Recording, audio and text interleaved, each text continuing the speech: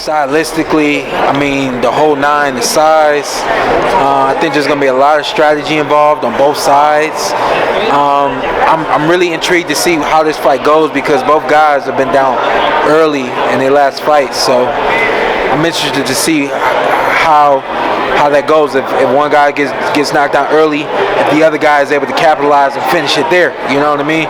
I think their opponents in the last fights that they had, I don't think their opponents really had what it took to finish them. So in this fight, I think both guys, Luis and Andy both, I think they have what it takes to finish it early. So I'm really curious to see how this fight goes, man.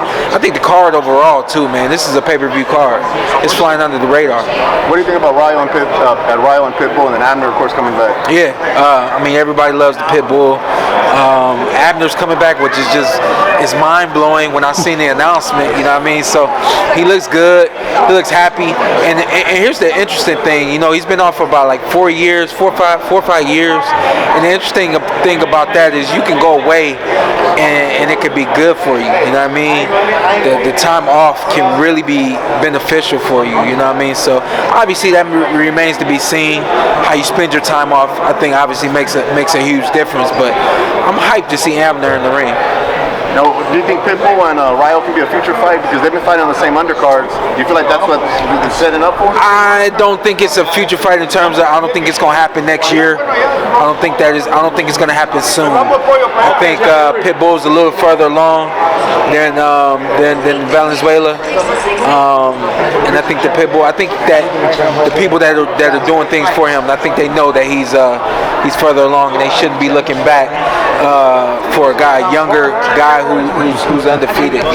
Nah, man. Good luck to you, boss. Now, Shawn, I gotta ask you. You fought Bud Crawford and you fought EJ. I'm not asking any questions about Terrence and Errol. Those guys are great, and we're just waiting on that fight to get signed.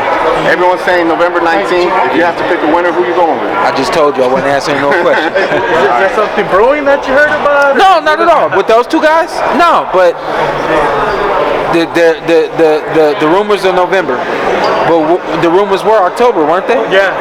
Right. So I'm gonna answer questions in July, then I'm gonna answer questions in August, and then and then you know what I mean. Here's the thing, and it's like I said before. If I say anything about Errol, now all of a sudden I'm hating on Terrence. If I say anything about Terrence, now all of a sudden I'm hating on Errol. Both those guys are great. You put me in the middle of that, you're gonna switch your words. Like what the hell? What am I gonna do? You know what I mean? So I want the heat until it's time for it to come. Or just save it for the Porterweight podcast. That too, you know what I mean? But I did, man. I learned that I can't be stingy and not give you guys what you deserve as well. But so Shawn, I'm not saving anything for the Porterweight. I gotta ask you, man. This past Monday, we had a chance to speak to Canelo, and I don't know if you've heard, but he said that pretty much if Zurdo beats Bivol, he wouldn't be willing to fight him because he's his fellow countryman. He's Mexican. People they made a big deal about it. I mean, I don't know if it's right or wrong.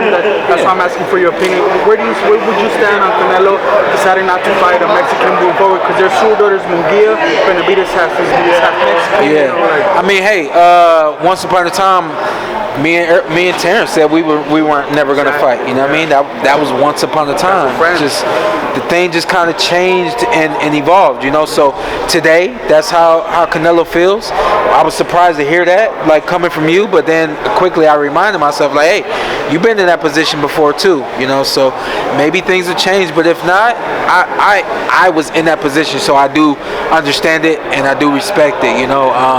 Y'all may not like it, but that kind of is what it is. Where's he coming? It's coming from a place of respect. It's coming from a place of and I'll speak for myself.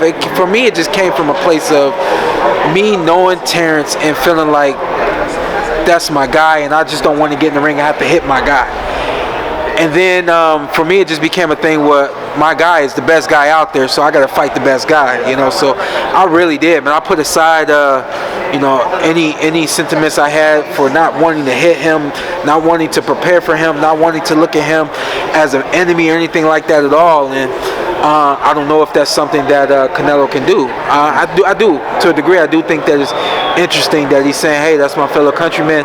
I'm not gonna fight him." So we'll see what happens. Zurdo and Benavidez feel different. Obviously, they're in a different point. They want the Canelo fight. I mean, Zurdo's like, it's American citizen now, and Benavidez like, I'm half Ecuadorian. Like, we can still do it. Yeah, everybody's like, "Yo, don't," That's you know. the way out of it.